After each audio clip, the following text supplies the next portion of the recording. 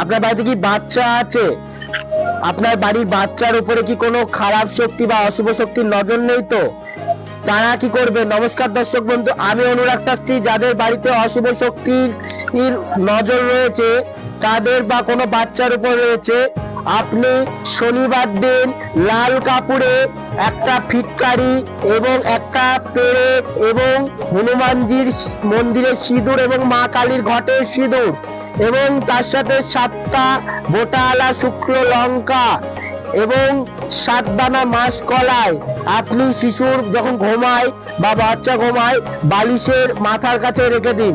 কোনো অশুভ শক্তি খারাপ নজর থেকে বাঁচাবে।